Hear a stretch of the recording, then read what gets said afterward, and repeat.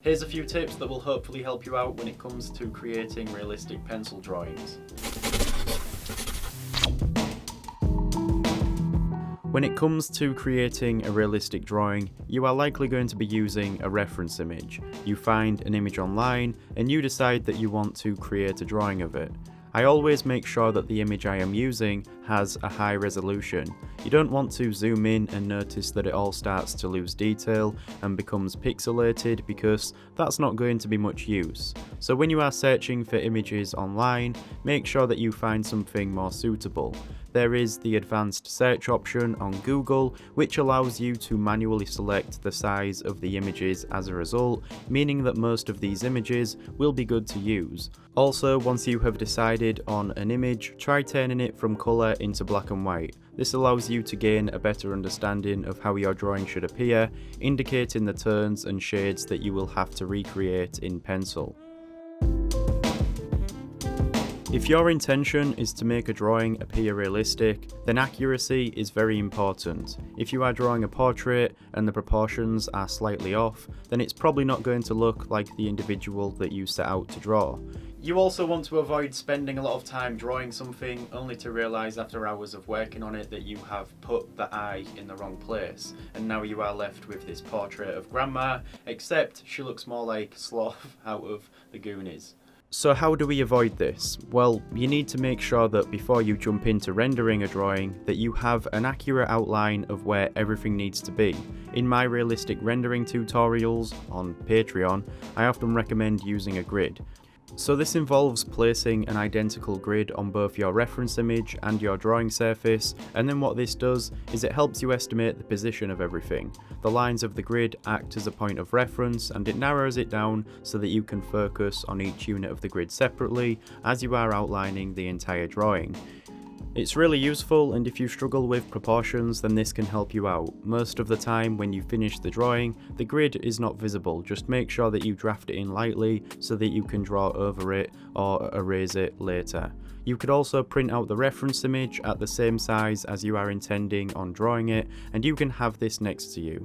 This can often help when it comes to comparing your drawing with the reference image.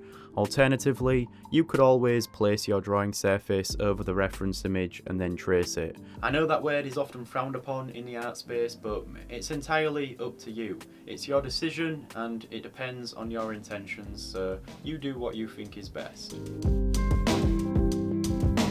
You'll sometimes find that when you have been working on a drawing, your hand will end up covered in graphite and the drawing will smudge as a result of resting on the drawing as you work. This can easily be avoided by using a separate piece of paper to rest your hand on. Just place it over the drawing and then you are good to go.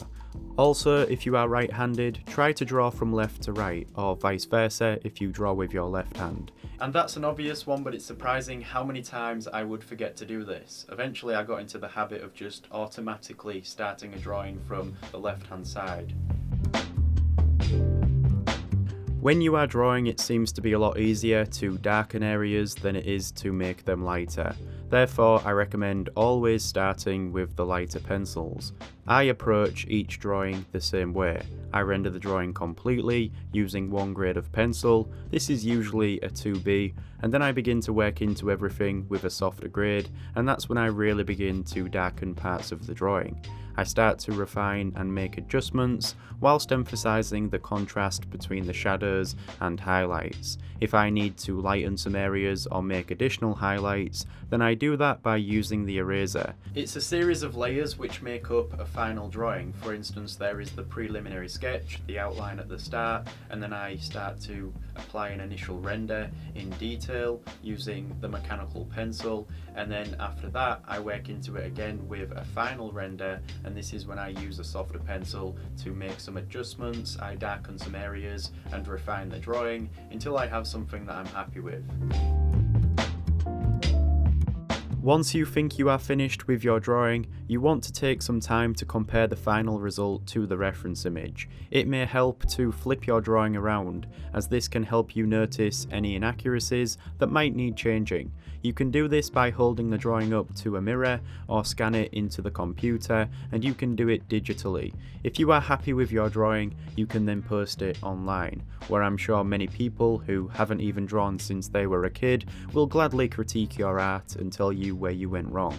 So those are some tips when it comes to creating realistic drawings, and hopefully you can take something away from this. If you are interested in this style of drawing and would like to learn more, then do consider having a look at the Patreon page. I have an exclusive series of tutorials there titled Realistic Rendering, and I walk you through the entire process, showing you how to create various realistic drawings in pencil. With that being said, thank you for watching this video. If you enjoyed it, then please leave a like. Subscribe with the notifications on to stay up to date. That's everything. I'll see you in the next one.